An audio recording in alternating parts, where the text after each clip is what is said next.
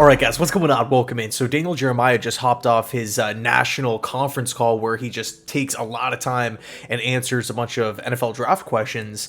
And when the New York Jets came up about what they should specifically do with that 10th overall pick, Jeremiah said, "My gut tells me that I think they would take Bowers. Joe Douglas comes from an organization in Baltimore where they've had great tight ends and they've always done a good job of drafting tight ends. I like their tight end room now. Conklin is a solid player, but this would definitely give them a little something different that they don't have there."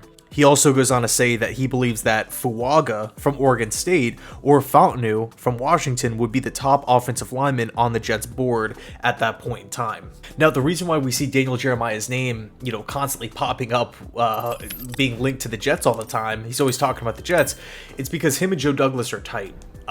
And whenever he talks about the Jets draft plans or anything like that, your ears perk up a little bit. Same thing with Todd McShay because of the same reason, right? McShay, friends with Douglas. So do those guys have maybe a little bit more information on what's going on? Do Jeremiah and Joe Douglas maybe view the draft in the same way so you get a more likely outcome when you listen to Daniel Jeremiah and McShay compared to, the other draft analysts who don't know Joe Douglas? Possibly, right? We don't know that to be a 100% fact. You could assume so. But, let's break this down, right? So Brock Bowers, you're seeing mock draft after mock draft after mock draft. Mel Kiper, Field Yates, who was Dane Brugler came out with his mock draft earlier today. He has the Jets going with Brock Bowers. Everybody has the Jets going Brock Bowers as a win now move, right? You're giving Rodgers a weapon over the middle of the field. You're upgrading at the tight end room. You're going to take pressure off of Breece Hall in the running game and off of Garrett Wilson on the perimeter. He's going to be that money down type of player, the third down security blanket, the fourth down security blanket, the athleticism, the run after catch, the toughness, the physicality, the circus type plays that Bowers brings, and of course the insane production that he had in the SEC, the best conference in college football. So, there's obviously a lot of likable traits with Brock Bowers, but I feel like the age-old debate, it's that the Jets don't need a tight end, right? I personally am a big fan of Tyler Conklin. I think he's a good football player, right? I think it's fair to assume that with a healthy Aaron Rodgers and a better offensive line, that Tyler Conklin could get 600-700 yards, 720, 730 receiving yards. I think that's totally realistic. He had 620 last year with the horrible quarterback play, the horrible play calling, the horrible offensive line play, constantly punting, constantly turning the football over. And he had 620. You're telling me with Aaron Rodgers, 700 is out of reach? I don't know. I'm just not buying that. So Conklin is one option, but luckily for us, we also have another young building block there in Jeremy Ruckert, who obviously isn't coming in as a top 10 first round, second round pick. Still a young player, but he's developing. He flashed at times last year. I feel confident in Jeremy Ruckert's ability to continue to get better. Now, I'm not saying that Ruckert or Conklin is better than Bowers. I disagree with that. Bowers is the best option. I think Bowers instantly would be the best tight end on the football team. But, if you're looking at the Jets roster, we're very, very thin at specific positions, right? Like wide receiver, first of all, we don't necessarily know that Mike Williams is going to be 100% healthy for the start of training camp, which is kind of a problem in and of itself. And then if he gets hurt again, or if Garrett Wilson were to get hurt, we are like, the position is just, it's pretty thin. If we're talking about an all-in win now type of season, go compete with KC, go compete with Buffalo, go compete with Baltimore and Cleveland, who won 11 games, and Cincy with Joe Burrow coming back. I'm a big fan of the Steelers' moves so far. Freaking Houston is making all the splashes that they possibly can. The AFC is loaded. Harbaugh coming in with Herbert and the Chargers. Is this wide receiver room good enough to make a playoff push? I think currently we still need more talent, and that's assuming Mike Williams is there. So wide receiver is still a humongous need for this football team, in my opinion. And then secondly, offensive line.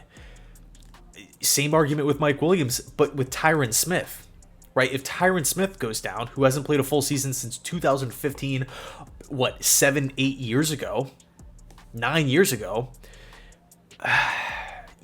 I don't want to be in a situation where Aaron Rodgers at 40/41 years old, who's coming off an Achilles tendon, who has to play on the MetLife turf, is trying to escape and elude defensive ends.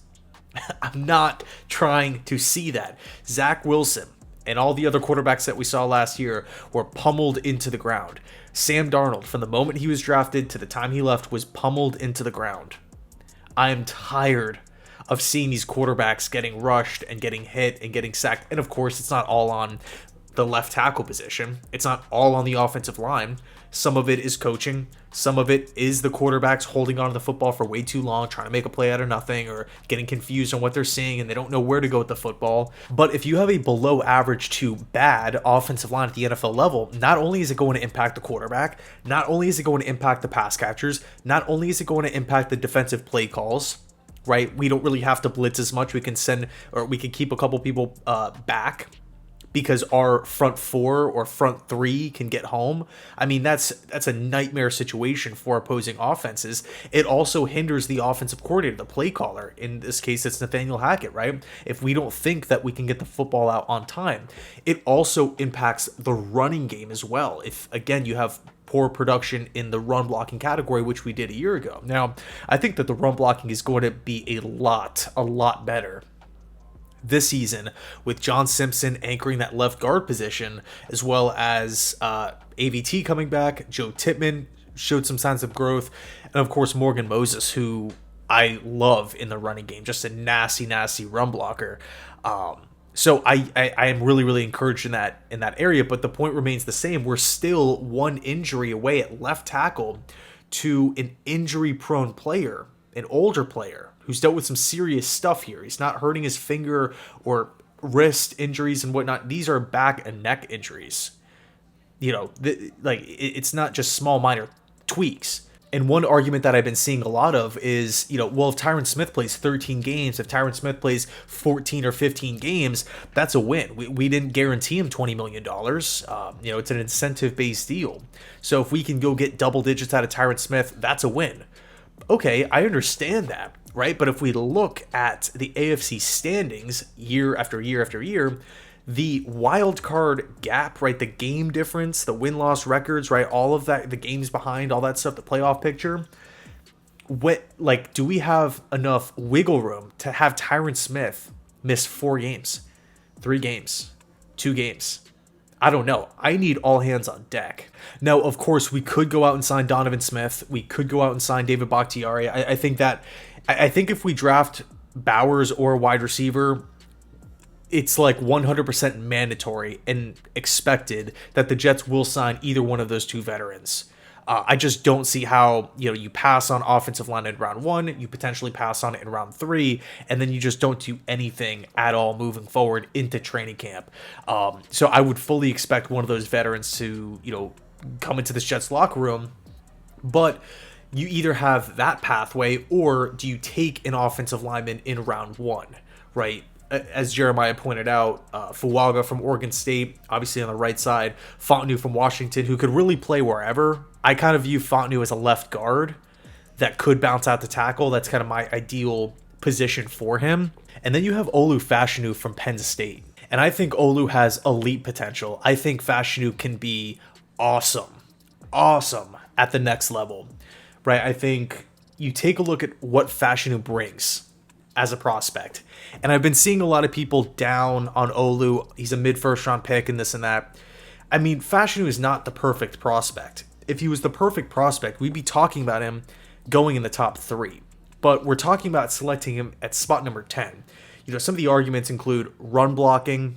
The one game against Ohio State this past season where he did not have his best game, he gave up some hurries. I feel like at times there's almost this witch hunt against Olu. There's other offensive line prospects that seem to get the benefit of the doubt in a lot of different areas, but then, in those same categories, Olu just doesn't get them for some reason. I'm not sure if it's prospect fatigue or something like that. I mean, Fashanu was considered a top-end first-round pick in 2022, obviously remained at Penn State, but one of those arguments or one of those points, rather, is that Olu just isn't going to get better. right? Like, you can list off 5, 6 offensive linemen in this class that you like, Amarius Mims, Tyler Guyton, right? All these guys, oh, they're going to get better with time, but then where is that argument being made with Fashanu? It's like he's this finished product at 21 years old, 6'6", 310, 315 pounds. It's just like, no, this is who he is. I think Fashanu has an extremely high ceiling. And, again, does he struggle in the running game? Is that a bit of a concern? Yeah, for sure. But we're not talking about Olu as the number one tackle in this class. We're not considering taking him with the second pick or the third pick or something. The New York Jets have the 10th pick in this draft. Personally, I don't see Fashanu falling beyond 14. I think if he's there for the New Orleans Saints, they're going to scoop him up. When I think about Fashanu's game, he is the best pass blocking tackle in the draft, and he does it so naturally, right? He stays inside on defenders. He explodes off the snap in pass protection, which is crazy. When the technique is solid, I mean, he really shows off a ton of power. I mean, in the running game, when he gets low and he kind of scoops up from underneath, it's like these guys are just getting thrown around. Another point, too, is that he's not a penalized tackle, right? He has 4 penalties in his entire collegiate football career. 4 penalties. And he's never had a game where he's been flagged more than one time. So he's never really had this issue that there's not been this concern over, okay, and look, it's the NFL, it's a different game, different defenses, different players, different coaches. Stuff can definitely change, but as far as what the college resume says, he's not a penalized player. And look, I completely understand, having a concern over run blocking, for sure. I think the New York Jets need to get a lot better in that department, but I think their offseason moves point to that, right? They've added a lot of strength, a lot of power, a lot of veteran experience in that category. And by the way, they've done it on a budget. It's super strategic. It's not like they're just, $90 million in cap space. Let's just sign big name players and hope it works. No, there's a method here. The pick swap with Morgan Moses, signing Tyron Smith to, incentive-based deal. John Simpson, an underrated pickup, but a 17-game starter for the Ravens a year ago, who did look really solid in the running game. And of course, ABT coming back. But I understand going back to Olu, I understand the running game question mark, but my pushback would be, is he a finished product? He can't, like with him projected to be a backup in year 1, learning from former All-Pro tackle Tyron Smith, who, by the way, came out, as a similar pass blocking draft prospect, when he was back at USC, right? He was picked because of the pass pro. It's just so natural, so effortless, so fluid for him. Olu's kind of the same way. But with Tyron Smith taking Olu under his wing, with a full year of practice, essentially, I guess in year 1, you'd have the preseason, you'd have training camp, you'd have rookie minicamp, you'd be put on a strength program in the NFL, working with NFL coaches, and he can't get any better in running in run blocking. I'm just not buying that, right? In worst case scenario, right? Let's just say he's the 20th best run blocking starting left tackle in football, below average.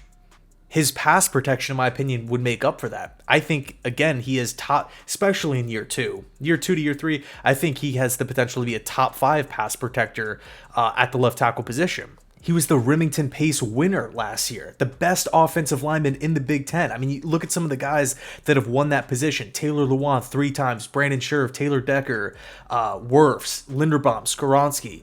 Who was it in 2023? It was Olu Fashanu. Right? Again, people reference the game against Ohio State didn't look good.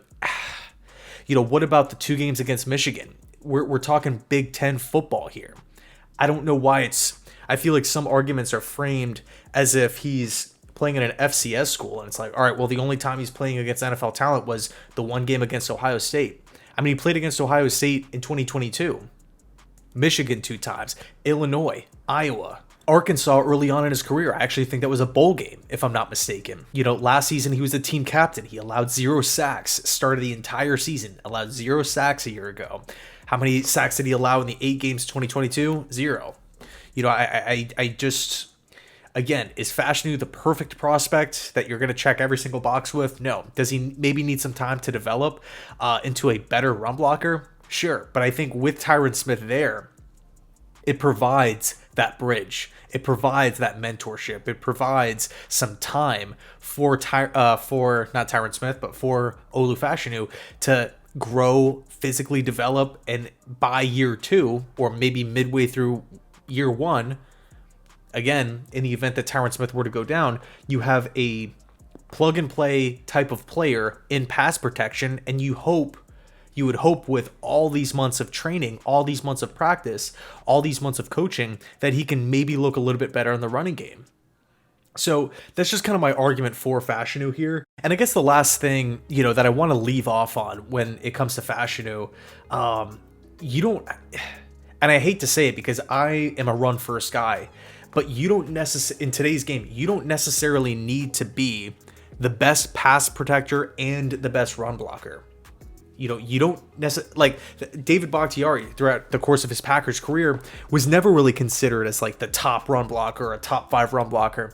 It was his pass protection. Ronnie Stanley from Baltimore is another guy who that really throughout the process for, I want to say for the last year, that's been Olu's pro comparison. And Stanley was a guy coming out of Notre Dame, extremely highly regarded, especially in pass protection. And Stanley's career, by the way, has panned out. It's been pretty much pretty accurate with how people felt about Stanley and his transition to the next level. So I'm going to leave it there. I think I just want to end off with the silver lining here, and I'm going to keep talking about it until the draft is over. But the Jets can go in a bunch of different directions. They truly can. And it's so weird. Like, this is such an important draft, but I really don't have like a lot of like anxiety like I did last year or the year before that, or like the Zach Wilson year, where we had the second pick.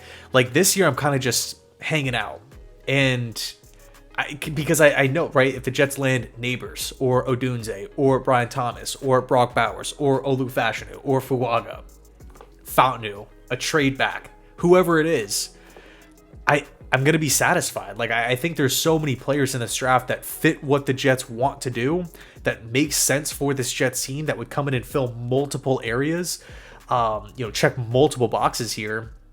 And another cool, underrated point about this draft too, think about how many first rounders, right? All these guys getting like linked to the Jets and all these top 30 visits, almost, not in every case, but a lot of them, so many of them are considered great locker room guys. Great locker room guys, whether they're a team captain, whether they're a vocal leader, whether they're, a experienced senior or something like that. There's so many guys that you just kind of feel like, man, if you get this guy in your locker room, he's really going to help the guys around him. He's going to be somebody that other young players look to, other young players can lean on. Think about Penei Sewell coming out of Oregon, his leadership skills. Now he's in the middle of the Lions huddle, swarming everybody, getting everybody hyped up before the game, like Drew Brees. I mean, that is what I want in my first round player. I want those leadership skills, and again, so many guys have that.